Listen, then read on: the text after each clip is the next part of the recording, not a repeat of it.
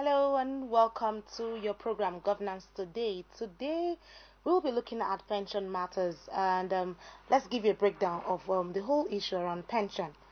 A pension contributory scheme is designed to ensure employees derive the benefit of adequately being paid their pension as it is due upon retirement. This fund is regulated by the Pension Commission. Imagine after spending 35 years of active service to your nation, gathering all types of experiences, finance, administration, etc. The sum given to an average pensioner is not up to the interest the administrators rake on his or her capital. Before that, we need to properly understand how the contributory pension works and the difference between contributory pension scheme and defined benefit payment scheme. As the name implies, a defined benefit pension plan provides a specified payment amount in retirement, while a defined contribution plan allows employees and employers to contribute and invest funds over time to save for retirement. The whole essence of pension is to enable one to have a regular means of income in retirement. In order to forestall old age poverty, the 2004 pension reform introduced a contributory pension scheme where the employee and his employer contribute towards the employee's pension in retirement. Least we forgot rather, pension matter anywhere in the world is to enable one take care of one's life in retirement and enjoy retirement life as much as possible. Only this Thursday, March 28, 2019, President Muhammadu Buhari launched the micro pension scheme, which automatically extends retirement benefits to millions of self-employed workers in the informal sector. As a contributor to the 15-year-old compulsory pension scheme, CPS, President Buhari said his interest on development in pension industry is a total commitment, as the points cannot be overstated.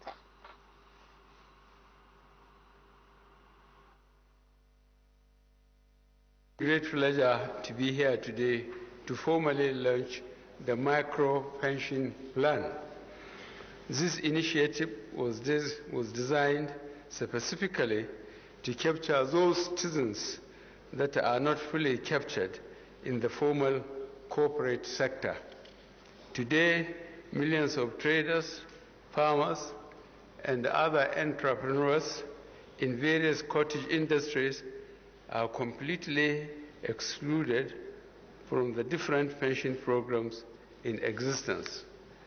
If you recall, one of the three core pillars of this government is the creation of a diversified and inclusive economy. This can only be achieved by creating an enabling environment for farmers, entrepreneurs, and same people in other professions.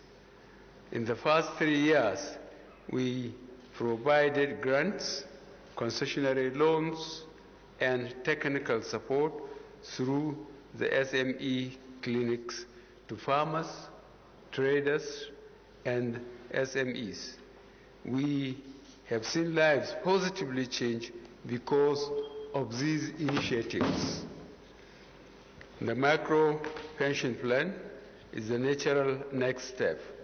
The program guarantees that when these hard-working citizens retire, they can still live in dignity and comfort.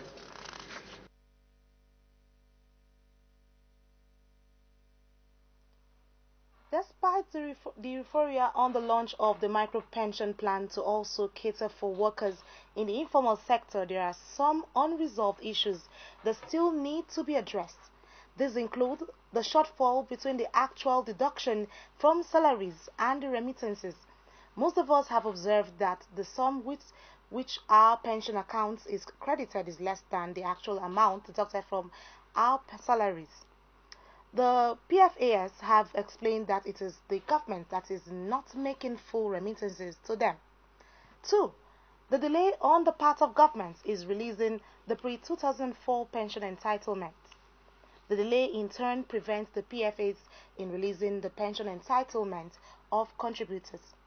A critical analysis of this situation reveals that the inconveniences the enrollees suffer are as a result of non-compliance on the part of government to honor its own side of the bargain. I am Anita Patrick and I'll be your host on the program Governance Today. Joining me on the program Governance Today to take a look on these and other issues on pension administration in Nigeria is Wilson Ideva, a pension expert. Before I introduce him, Mr. Ideva attended Auchi Polytechnic, Auchi, where he read accountancy, graduating in 1984. And he went ahead to qualify with upper credit there. He also qualified as a chartered accountant with the Institute of Chartered Accountants of Nigeria in May 1986, receiving double merit awards. He is also a fellow of both the Nigerian Institute of Management and the Institute of Chartered Accountants of Nigeria. Mr. Wilson, it's good to have you on the program. Thank you so much. Good evening. Thank you for inviting me. Okay. The little I know about you is just what I was able to read out to our audience. Yeah. Can you just give us a brief of who you are as a person, being an expert in pension matters, that we had to pull you to the studio to talk to us about the issue of pension? Thank you so much. And first, let me congratulate Clearview because it's a wonderful endeavor. And I know that with John Bello, we can only expect the best. Well, you have actually said it.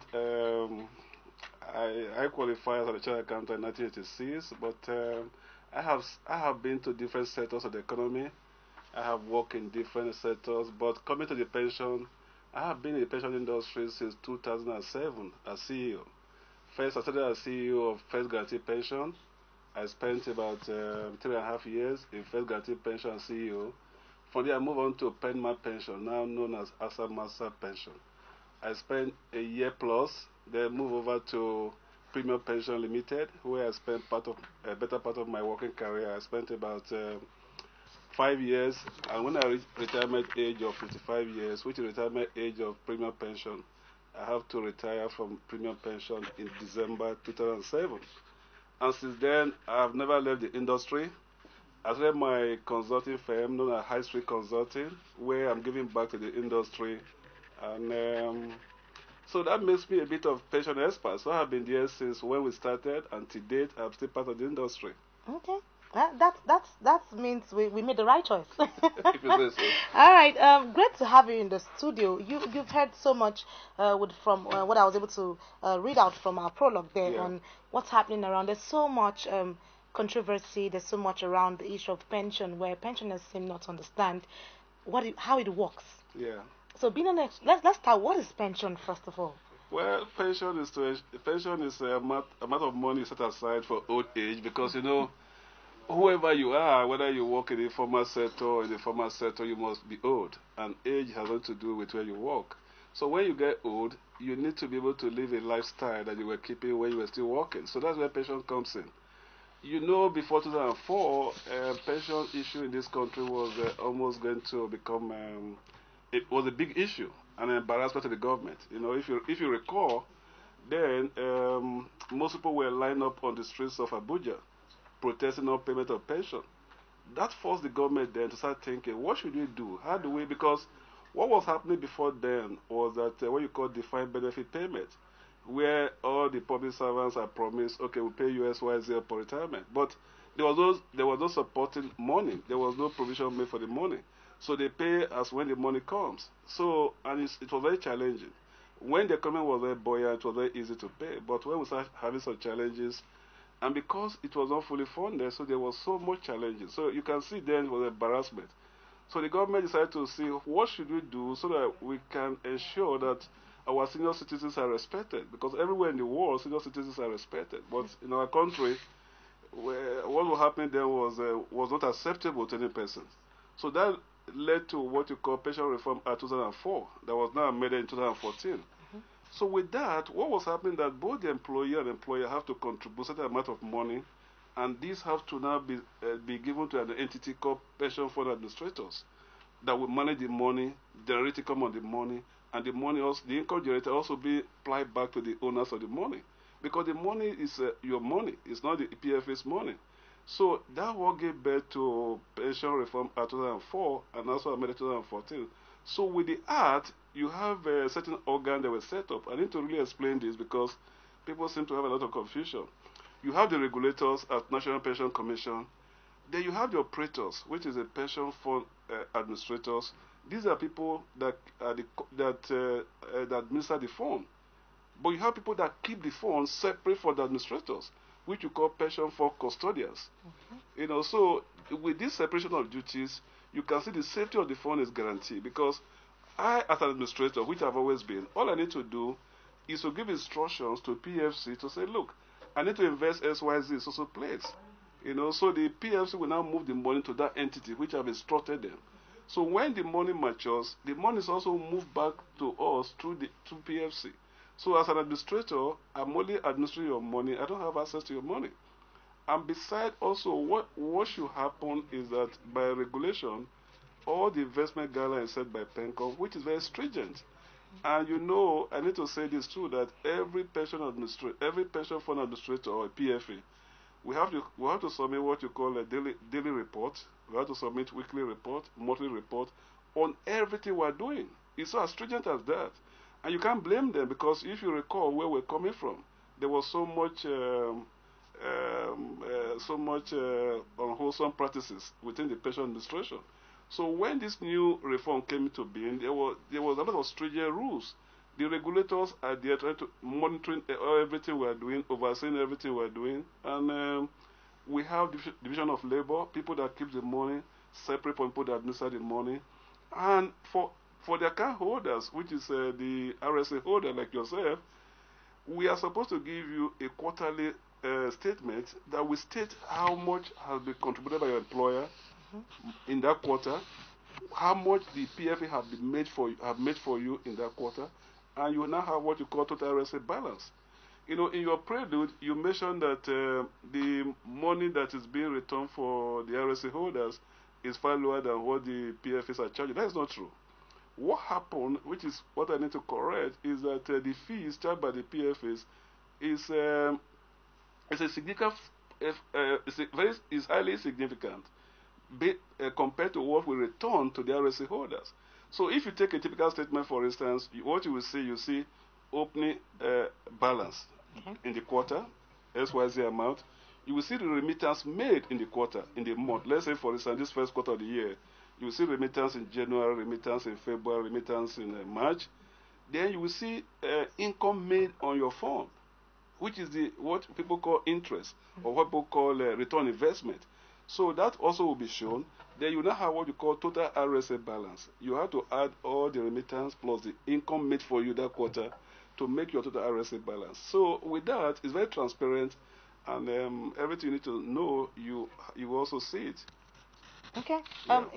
I love the fact that you need to break it down because thank God you're the expert. I'm not the expert when it comes to pension matters. We're talking about PFAs, RSAs. Yeah. Most people might not understand. I think we need to also put them in full meanings for them to get their point. Okay. You've talked about the fact that they are keepers, they are custodians, pension fund custodians, PFCs. And they also, you as the administrator don't even have access. But some people don't even understand how it works. I saw a breakdown somewhere where one was giving how the whole pension flows when the old citizens are out of the jobs and they need to live their life, because the whole idea for pension is for one to have a good life. We're going to come to that. That's retirement benefit payment. Okay. We're going to come to that. Okay. We're trying to lay foundations to get our audience to understand how it works. Okay. All right. Let's look at one of the things that is happening around. Okay, let's look at what the president launched today. Yeah. He talked about the micro pension plan. Yeah. Can you just give us a breakdown of what is around this whole? Under the Act, if you have 3 staff and above, you are qualified to enter into the mandatory contributing pension scheme, which means that you have to open what you call retirement savings account, which is RSA, for your staff once you have more than 3 staff. But under the section 2, subsection 3 of the Act, if you have fewer than 3 staff, you can now do what you call micro pension plan, which means that you can now, if you're like two of us are in one company, so two of us can now register with a pension fund administrator in order for them to begin to manage our accounts. That's what the president launched today, what you call micro pension plan. But the difference between this and the mandatory contributing pension scheme, which is what we have been doing for the past 15 years, the major difference is that one, this is for self-employed people, because under the mandatory act you must have 3 staff and above. But under this partnership, if I'm in partnership with you, where we share our partnership income, we can enroll under the American pension plan. Self-employed, artisans, trade group, associations, cooperatives, farmers group, any person can enroll. The major difference is that you have to now decide which of the pension fund administrator will I want to use. When you choose a pension fund administrator, because the process is very seamless, unlike the mandatory scheme where you have to be contributing until you reach retirement age of your company, or if you're in the civil service until you reach 60 years or 35 years, which one is forced. But under the micro pension scheme, the way it's designed is that any contribution I make, the PFA will split it into 2. There's what you call, they will split into 2. One is 40%, one is 60%. The 40% is what you call contingent, is what you call contingent savings. You can withdraw from this 40% within the first 3 months where you have contributed that money. Why the 60% must be strictly for benefit payment. The idea is that the nature of self-employed people, they don't want where if you are in need of cash, you cannot have access to the cash. So you have that, and once you have started contributing, after the first 3 months, you can withdraw from it, and thereafter, you can withdraw once on a weekly basis. So that is the major difference between that and the mandatory scheme. Under the mandatory pension scheme, you cannot withdraw from it until you attain the retirement age, of your employment. Okay, great that you've broken that for us. I raised some issues, if you listen to my prologue earlier, that there are some unresolved issues around which still needs to be addressed. You talk about remittance. Yes, the shortfall between the actual deduction from salaries and the remittances. Yeah. Can you just give us a breakdown of this whole thing so we want to understand how it's done? Let me break it down into public and private sector, because the scheme covers both the public and the private sector. If you're in the private sector, for instance, and yes, let's take Clearview, all your staffs. So every month, by the amended act, your employer should take 10% of your minimum 10% of your housing, transport, and basic salary, and make contribution. While the staff will contribute 8%, giving a total of 18%. So with that 18%, 7 days after the payment of salary, that money should be remitted to the PFA of the individual employee. Because, for instance, if you have 10 employees here, we don't necessarily have to be in one PFA. You can, because it's a choice. You have to decide which PFA you want. So 10 people can be working here, and you belong to 10 separate PFAs. So you now have to complete what you call schedule. Fill a schedule. Show me my name, my PIN number, what we call PIN number, which is pension identification number, and you have to put the employee contribution, which is 8%, employer contribution 10%, total contribution 18%. Then you remit that to your chosen PFA. So if you don't do that within 7 days, and that should tally with what they deducted from your salary. So the employees have obligation to check their statement when they get their statement to see that what has been remitted by the employer tallies with what has been deducted from your payroll. Because in every employment, you are supposed to get what you call pay slip. The pay slip should show you how much has been deducted for your pension. And you should also check that against your statements. So it should tally. Where he doesn't tally, your first point of call is to your admin. Say, look, or your accounts office. And say, look, you deducted XYZ from me, but my statement is showing XYZ. So if actually they remitted the actual amount for you, they will now go to the PF and say, what's going on here? But most time, what we have found out in the private sector, there's no much discrepancies. It's always what was deducted was remitted. But let's come to the public sector. The public sector is the same. The government is supposed to remit 10% and also deduct 8% from you and remit that to your chosen PFA. But what has happened is that at times maybe when people have promotions, people have salary adjustments, and that have not been reflected by the pension, the account department of that ministry. So maybe what will be deducted from them and what will be paid, there will be differences. What they are supposed to do in that instance is to, because every MDA and ministry, they have what you call pension desk office. You have to go to your pension desk officer and say, look, I just got my statement. This is my statement. This is what you deducted. But this is my payroll. This is my pay slip. This is what you paid me. So the pension desk officer is supposed to take that with whoever is paying their pension, and that should be resolved. So they can make the difference. If the person has been short paid, the difference they should make a schedule and ensure they pay that to the PFA.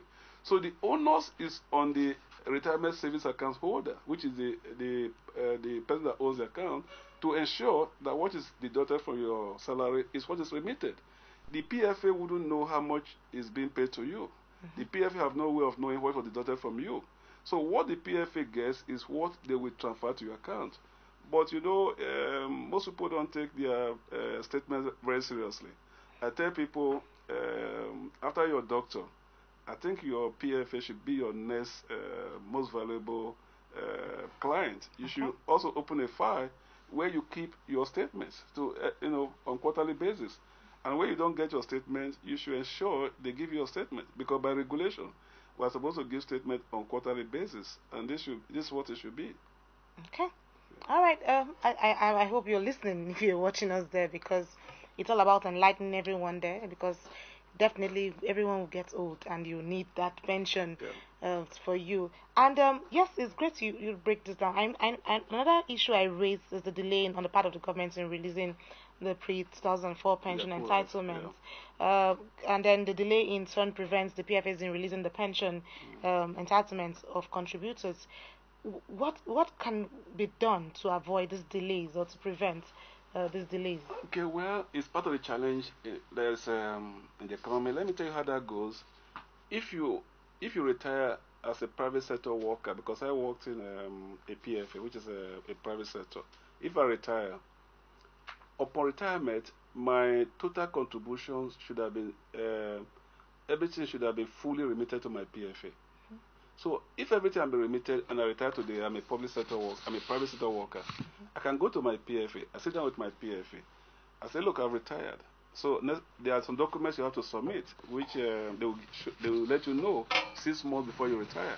So I bring those documents, I go to my PFA. If you're my PFA, I'll come to you, I say, look, I've retired, these are the documents. You sit down with me, it's okay, welcome. So how do you want to be paid? If you're a private sector, you say, look, okay, because there's what you call a lump sum, and there's what we call monthly pension. Okay. So my lump sum is that, which is people also call gratuity, but it's not actually gratuity, it's lump sum, which lump sum, one-off payment. It's a minimum of 25% and maximum of 50%. Okay. So if I take the maximum, for instance, what it means is that my monthly pension will also be affected. But if I take the minimum, it also means that my monthly pension will be higher. You know, it's too extreme. So if I take, because for instance, if I have 100 million in my account, say for instance, and I start to take 50%, which means I'm taking 50 million as my lump sum payment. So the balance 50 million will now be programmed for the remaining my remaining lifespan to be paid to me. But for instance, if I take 25%, which is 25 million, and I leave 75%, so you know that my monthly pension will be higher. So your PFA will sit down with you and say, look, do you really have cash flow issue? Do you know, what do you want? So if you say, look, this is what I want, if you're a private sector, within 2 weeks, you should be paid. There's no reason why you can't be paid within 2 weeks. From the day you arrive your PFA to the day you get your first payment. So by the time they make the first lump sum to you, at that day you also still came, they will also ask you, how do you want your monthly pension to be paid? You want to be paid what you call program withdrawal, which is administered by the pension fund administrators, or are you interested in going to be paid, going to take annuity, which is a product that is also being delivered by the life insurance companies? So if you decide, okay, no, I want to go to the insurance companies, so you means you have to go and sign an annuity agreement with an insurance company. So if you sign an annuity agreement with an insurance company and you bring it to your PFA, after they have made the initial lump sum to you, the total full amount of your RSA, which comprises all the remittance made to date, plus all the accrued interest made on your fund as it was invested, which comes to your total RSA balance. And after they are paid, whichever, whether it's 25% you chose or 50 or in between, the balance money will now either be programmed and paid to you as under monthly program withdrawal by your PFA, or they transfer such money to your chosen life insurance company.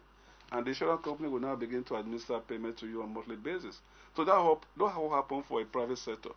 But when you come to a public sector, for instance, if I'm a civil servant, and I have been, let's say for instance, I've been in employment since 1989. So it means now that when we commence the contributory pension scheme of 2004, so the government is indebted to you from 1989 to 2004. Okay. And there are two components of that indebtedness. They're indebted to you by the pension they're supposed to pay you for that period. They're also indebted to you by the gratuity. And there should have been also interest that such funds should have earned. So through actuarial valuation, PENCOM will value those obligations. And when they value those obligations, government will now fund the obligations. Once they fund the obligations, in addition to your RSA balance from 2004 to date, plus the interest of income generated on your fund. So with that, you have what you call total RSA balance, which they cannot administer to you through lump sum or through program withdrawal or through annuity product. But like you rightly pointed out, that differential between 89 and 2004, which we generally refer to as accrual right, which I've explained, compares your pension and your gratuity. We usually have delay, but you know that is what is happening because of the economy. But like the president said today, which was quite heartwarming, he said he's going to really give attention to pension. He says so. So we're very glad today. But once that is paid, you don't have any other problem again. Unlike under the defined benefit scheme, when people are asked to come and do verification year in, year out. So when you retire under the CPS, you just submit your documents to your PFA on the date of retirement or the day you visit your PFA. And that is all until maybe you just want to see their faces, you stroll to their office. You are not called to come and do any verification or person because everything has been done, everything is automated, and all your information is with them. Okay. Yeah. All right. We've been talking pension matters and so much. I'm also learning. I'm also learning from the whole process because I've seen lots of pensioners on the streets. Yeah. And I've seen them clamoring and saying we need our pay, we need to get our pay, we can't label all the years for the country, and then nothing is coming back to our pockets. It seems like they're being cheated. But it's good that you're giving us a breakdown on how people need to understand and how they can go about getting their pension because it's their right. Yes, it's their right. Yeah. It's their right. Well, we'll take a break here, and when we return, our topic is still pension matters, and we have more enlightening topics to talk about. Don't forget the phone lines will be open for you to make your contributions. Call in and tell us what you think. Ask the question you've always wanted to ask because our guests will still be here in the studio, so don't go anywhere.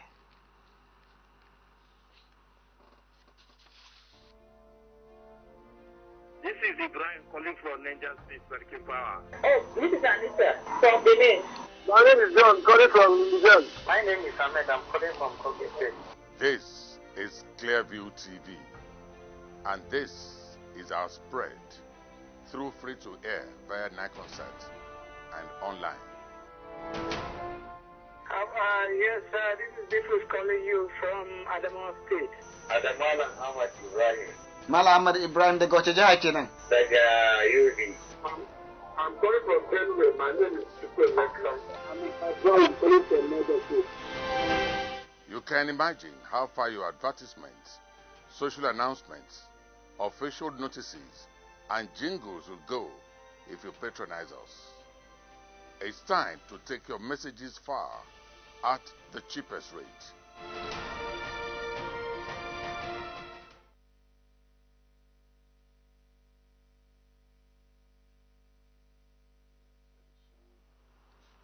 Alright, welcome back. We're still here, and it's still your program, Governance Today. And we've been talking pension matters.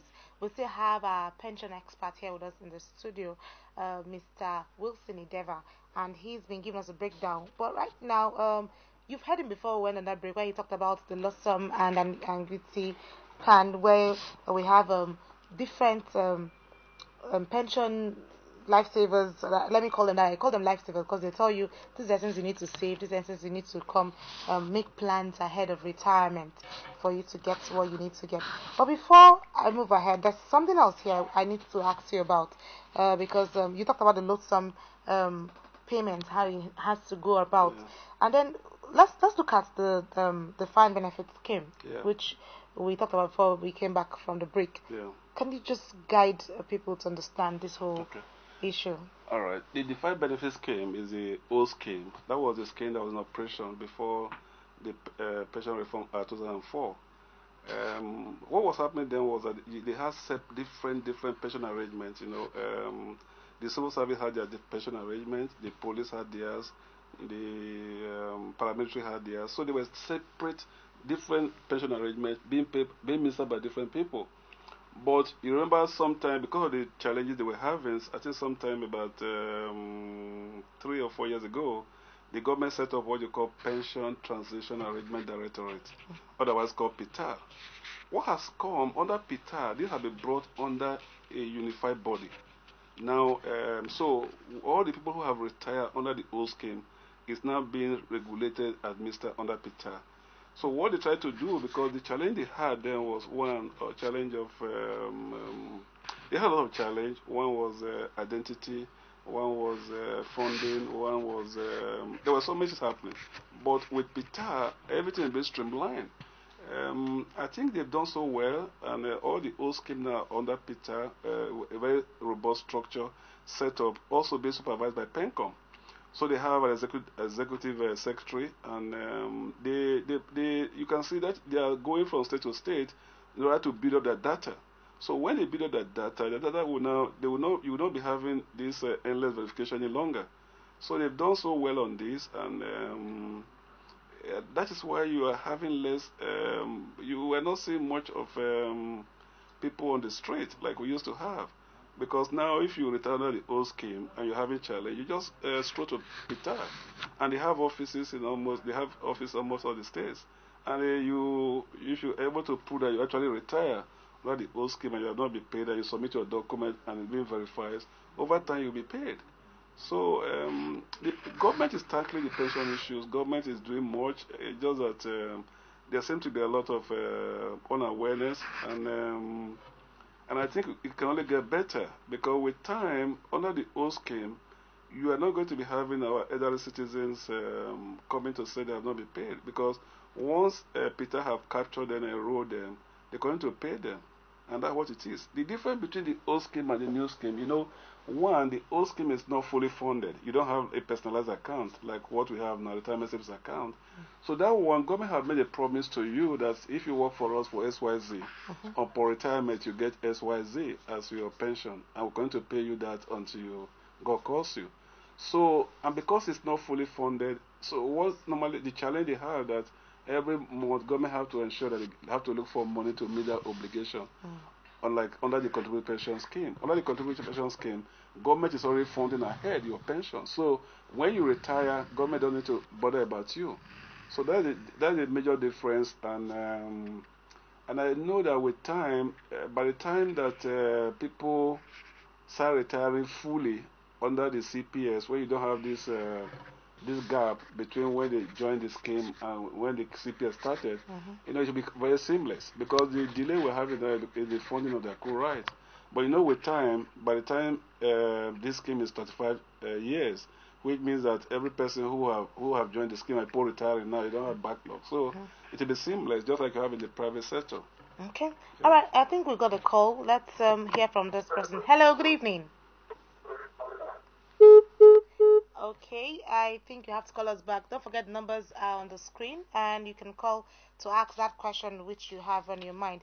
Well, it's good you've explained the old scheme and how it was being carried out, because I remember from all you hear people pensioners saying we have our old citizens queuing up on the queue, some even dying on the process of getting verifications on the queue, which was not speaking well for the country. And it's good the president also launched the micro plan as well to see that the scheme is advancing, it's improving, and then people will get to benefit the essence of their service to their nation. And I'm sure there are other things you want to give us to guide us on the scheme, because Nigerians would love to hear from you as well. Okay. Well, under the program the president launched today, you see, because the people who are in the formal sector today, who are like in offices, they will get old and they will pay pension. But if you work for yourself, will you get old? You will still be old. Still your business. So we're all running around today. We're all very strong. But a day will come where we can't do what we're doing. Yes. So what the president have done today is to say, look, no matter the endeavor you are into, you must have a pension plan that can check old age poverty. Because the greatest disservice that any person can do to himself is never to plan for old age. Because old age has nothing to do with the sector where you're working. If I'm a driver, I can't be driving when I'm 70 years. Of course. If I'm an artisan, I'm a mechanic, I can't still be entering under the trailer to change the oil when I'm 70. So every citizen of this country has a platform now under the micro pension plan to plan for the old age. All you need to do is to just look for a PFA, sit down with them, they'll help you, plan how you can be covered.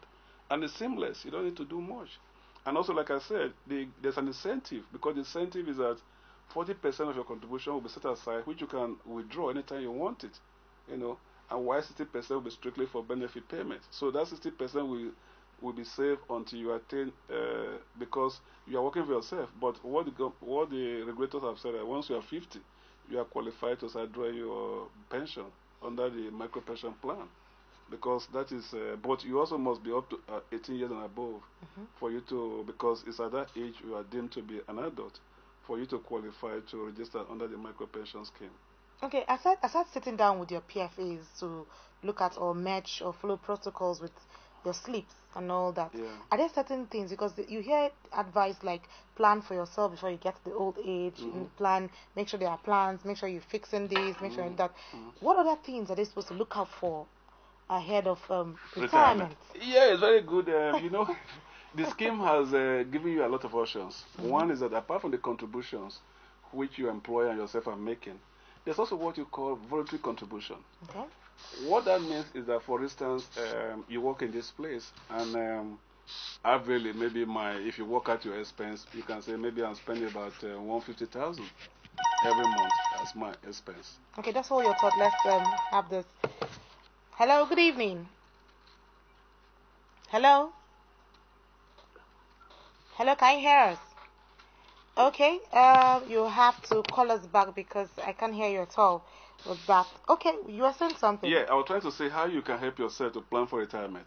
One of the ways you can help yourself is that beside the mandatory contribution, which is now 10% employer, 8% employee, the Act also allow individuals to do what you call voluntary contribution. Okay. How does that work? You can now decide, look, how much do I spend every month as an individual? Maybe I spend 100,000. And if I'm going to retire, based on this contribution my employer is making for me, how much do I think will be my pension on a monthly basis? Your PFA should be able to tell you that through they have what you call pension calculator. Okay. And you can even do that by yourself. If you go to a PFA website, you Google you just check out pension calculator. With that, it tells you some parameters. So what that means is that, for instance, if I know I need to be spending 100,000 every month minimum on retirement, and I know that the contributions my employer and myself were making can only give me, for instance, 60,000 on a monthly basis, I can decide on my own that every month I want to do what you call voluntary contribution. I can decide to be paying maybe 5,000 of my money from my salary. I give instructions to my employer. I say, please deduct 5,000 every month from my salary and add to my pension, because under voluntary contribution, because I want to be able to live a minimum standard of life in retirement. You can do that. So what that will do for you, when the employer is sending a schedule to your PFA, PFA now means Pension Fund Administrator, you have a column for employer contribution, a column for employee contribution. There's a column for voluntary contribution. So that your 5,000 will be written. So also when you are getting your statement will show you employer contribution, employee contribution, and your voluntary contribution, and total contribution for the month. So if you do that, by the time you are retiring, for instance, as you are now, if you can do maybe another 20 years, if you do 5,000 in 20 years, if you use pension calculator, you'll be amazed how much it comes to. Remember too, because of the huge fund the PFAs are managing, they are able to secure a very high return for you. Averagely, PFAs are making over 14% returns per annum, which you can't get in another place. Because if you have 1 million naira today and you go to First Bank to make a deposit, I'm not sure they'll give you up to 6%. But if you contribute that money into your retirement savings account, because PFAs are managing huge fund, and of course you know that the total fund under management now in the industry is about 8.7 trillion. So because the huge fund they are managing, they're able to negotiate higher return for you, and the entire return goes to your account. That's why if you open your statement, as I brought one to show you, you will see income generated for you or interest made. So you can actually plan your retirement very well with that. So when you now do that voluntary contribution, in retirement, you will almost live a life as if you were still working. And that's why you see that anywhere you go, and over time, it will happen in this country. Anywhere you go, you see senior citizens in restaurant in the afternoon because they have time. A bottle of Coke with their spouse. They can have that till maybe the next 3 hours chatting, discussing. And that helps to keep their brain running and help to keep them alive. So retirement is not imprisonment and it's not a death sentence. We should all be looking forward to retirement because all we need to do is to ensure we plan. And of course, there are basic things you are supposed to do before you retire. That's another talk entirely. That will take almost another day. But these are part of things your PFA should offer you. Because as an RSA holder, you have a right to go to your PFA. Go to your PFA's office and you ask for the customer care department. You say, look, I want to sit with you. Can you help me with tips on planning for my retirement? How do I plan for retirement? So they will take you through different procedures, what you should do before you retire, because you don't retire and start doing some certain things. And also in addition to that, there are things you must never do in retirement. I don't know if we go into that now. I don't know whether we'll have the time, but can go ahead. You still have a bit of time. When you retire, I always tell people, because when you look at the agitations people are having, my money is not enough, or this and so many things are happening. When you look critically, it's the way they have entered into retirement that's the problem. When you do retire, there are certain things you must do. If I retire today, you must give yourself minimum 3 months to do what you call debriefing. Minimum of 3 months, maximum 6 months. You shouldn't do anything. You should rest.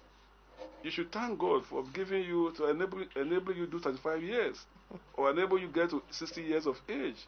Because what happens, you see people, they retire today, next week they jump into an endeavor.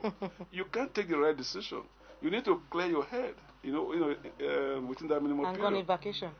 Well, yes, if you have the money, but if you don't have the money, you can sleep at home, rest, wake up, take the best food you want, and have a gracious mind that, look, I have done my 60 years, or I've done 35 years, and God has been very gracious to me. So after you have done that, the next thing you have to decide, where do I want to live? Very important in retirement.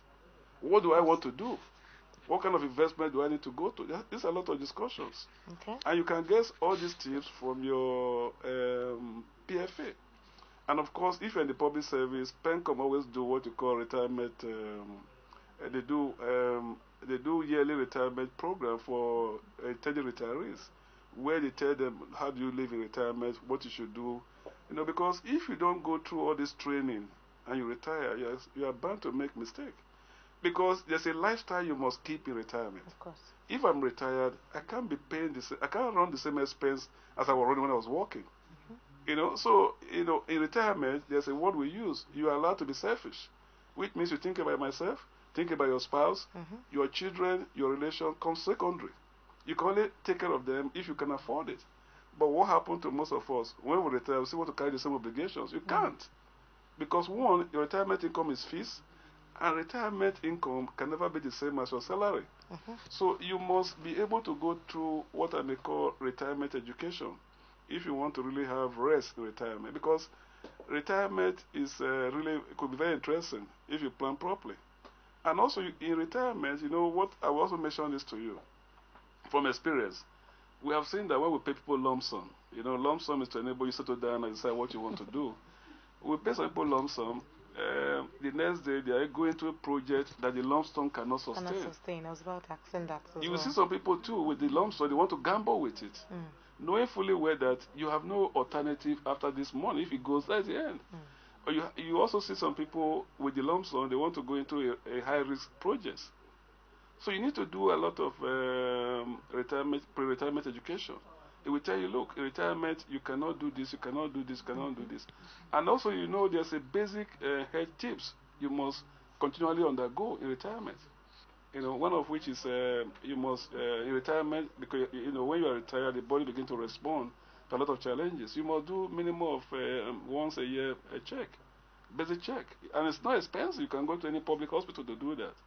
You know, and you must go on vacation. You know, when people talk about vacation, oh, what comes to mind is overseas. There are so many places you can go to in this country. So many places you can go with almost with nothing. And you have what you call rest. You know, you can, and also you have to be able to, you have to really reduce a lot of overheads you are carrying. Okay. You know? All right. It's good you've given that breakdown. I was about asking about the lump sum before you throw in that issue. I wanted to ask what happens after one takes the lump sum, because just like you mentioned, one is going to a project that the risks or is high. Is high. And then I also want to ask how do you get funded at retirement? How does one get funded at retirement? Where there are procedures to go through the process of the some people don't get to understand the procedures. Just like you mentioned, there should be a pre-education for retirement. So how do one get? Well, other these contributing pension scheme, 6 months retire, a PFA normally will send you a letter saying, look, from our database, because IT, every month I can query people that want to retire. Because you either find people in the public service, you retire based on age or based on letter of service, whichever comfort. Because when we're registering you, those information will be given to us. So what normally happens is 6 months before you retire, your PFA is going to begin to send you documentation. Say, look, from our database, you'll be retiring 6 months' time. And when you retire, these are documents you are supposed to bring to us to enable us fast-track payment of your pension. So, and also they will advise you too that there's what you call enrollment by PENCOM. PENCOM is going to do enrollment, especially for the public sector, to enable them know when you join the service, especially for those that have accrual right issues and all that. So they tell you the date. They tell you the date PENCOM will be doing pre-retirement discussions. And normally the pre-retirement workshop is done nationwide.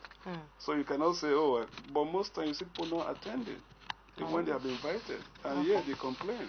So if you by the time you are told the document to bring, and you bring the document to your PFA for retirement, and it's once and for all, you don't come back again with anything. You know, if your account has been fully funded, they begin to pay your pension. But if you have not been funded, just like people who are waiting for their accrual right to be funded, they tell you, look, okay, we'll keep this document. The very day we receive your accrual right and not your family pension contribution from the government, we're going to pay you.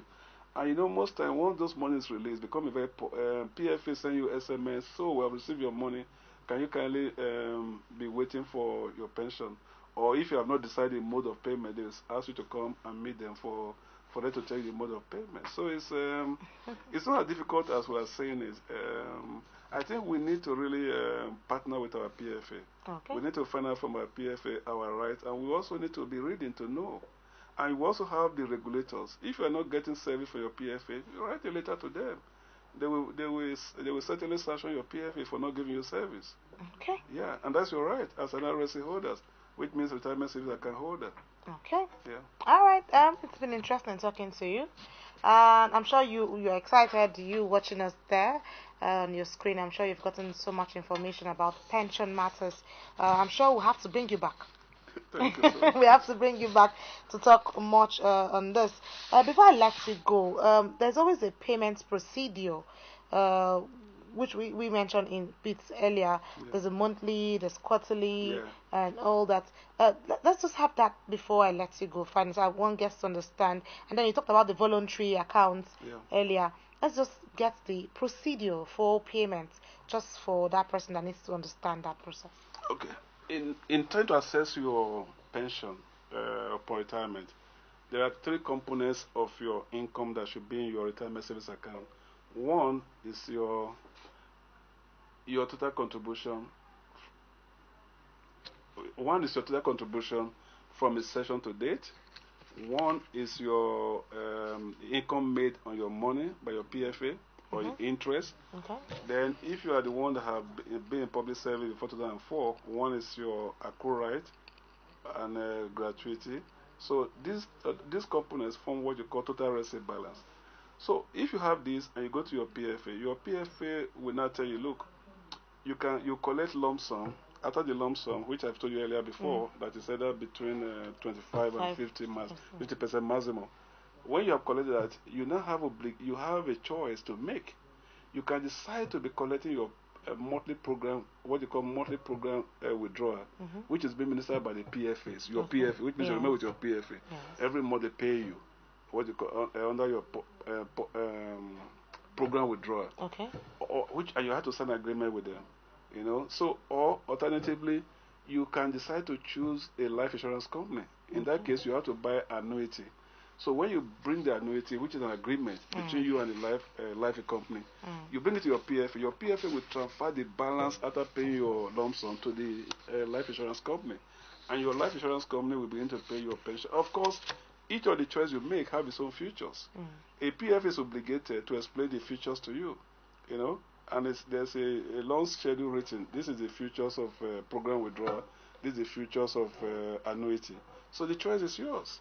Okay. And I've seen a couple where a man chose a separate one, the wife chose a separate one. And I hope it worked out fine. They came to my office and they were arguing. Oh. And I was laughing. I said, what do you want me to say? You want me to separate husband and wife? This one I said, oh, this one happened to me. I said, but you have a choice. You made a choice, so you should live with the choice. So whichever choice, you know, in life there's no good choice, no bad choice, because the future here may not be here. So it depends on what you want, you know. And these are the education we need to have, so that once you have that, you have made that choice, then it should be seamless payment. And of course, you also know there's something we didn't talk about. If God calls somebody when you're retirement, what happened to your fund? Under the contributed pension scheme, because it's your money. Anytime God calls you, whether you're in an active service or you are retirement, the balance of your RSA account goes to your estate. And that is why it's very important when you are filling your form, who do you choose as what you call next of kin, NOK. NOK means people that they should contact in the case of emergency or when they can't reach you. Then there's another people who call beneficiaries. Who are your beneficiaries? So we have seen a situation where people, you know, by the way we live in this country, people decide to put their brothers, their cousins, their uncle as their beneficiaries. And, you know, that can occur any time. And it happens, and the uncle actually comes, collect the money, and the family is left stranded. Okay. So what we advise people is that, look, the best person to put as your next of kin is your spouse, you know, your children. So because they will be there for you, you know, and they'll be there for your estate. Okay, thank you so much. I like I mentioned, we'll need to bring you back. I'm really out of time and we need to go. Okay, I had a good time. I don't know about you, but it's good to hear and get informed on certain things. We don't just argue blindly on issues like this. And today we've been talking pension matters. We've talked about having your PFA as your closest friend, because that's what you need to guide you to plan ahead of retirement. Thank you so much, Mr. Wilson. Ideva. Thank you so much. We look forward to having you again. All right. My pleasure. All right, that's it on Governance Today. Join us same time tomorrow as we bring you another exciting topic and issues happening in government. My name is Anita Patrick. Have a lovely evening.